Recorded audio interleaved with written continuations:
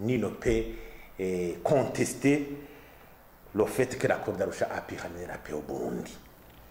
Son caractère inclusif, parce que tous les accords de cessez-le-feu qui ont suivi l'accord d'Arusha en font partie intégrante aujourd'hui. Ça veut dire que c'est un document qui a un caractère inclusif, sans oublier les acquis très importants comme un partage du pouvoir entre les communautés nationales fondé sur le génie d'une démocratie consensuelle qui permet de sauvegarder les intérêts de la majorité et de la minorité.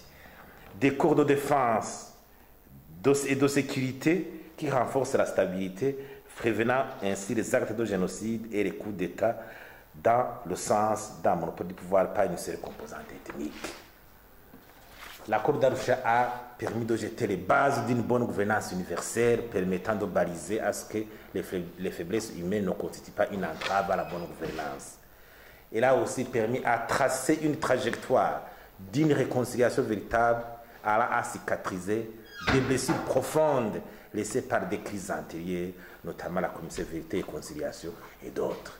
Il est important alors que si le peuple burundais a partagé les moments douloureux de crise, il faut partager les moments aussi de paix et d'espérance, notamment pour la jeunesse. Cette date alors devrait avoir un caractère important dans la vie de notre nation parce que c'est à travers cet accord, c'est à travers ces acquis qu'on est parvenu à sauvegarder, à renforcer notre indépendance. Parce que vous savez, quand un pays est en crise interminable, son degré d'indépendance est souvent mis à rude épreuve. On le voit dans certains pays, notamment la Somalie et la Centrafrique.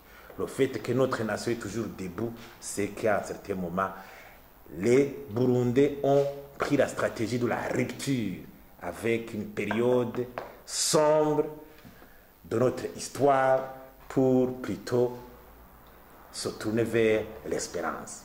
Notre jeunesse alors devrait partager cette espérance, font savoir comment le Burundi a eu sa renaissance pour fonder une nation qui a l'espérance, qui a le socle sur lequel il peut fonder sa stabilité.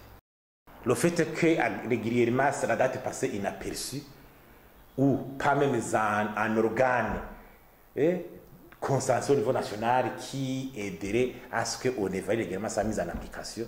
Je peux le voir d'une manière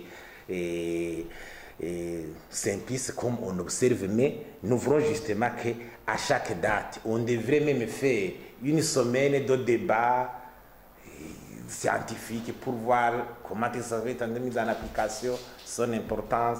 Et très dernièrement, on a sorti même un document qui montrait les 10 éléments pour immortaliser l'accord d'Arusha. On va même les publier encore une fois avec son 28, les 10 éléments pour immortaliser cet accord. On devrait même avoir un mémorial. On devrait même déposer un gerbe de fleurs pour se souvenir. Dans d'autres pays, d'autres dates, d'autres vraiment sont respectés avec des mémorials. On va déposer des gerbes de fleurs aux hautes autorités. Un discours officiel sort de la part des plus hautes autorités pour inviter la population à continuer à se rassembler autour de valeurs de réconciliation et de paix.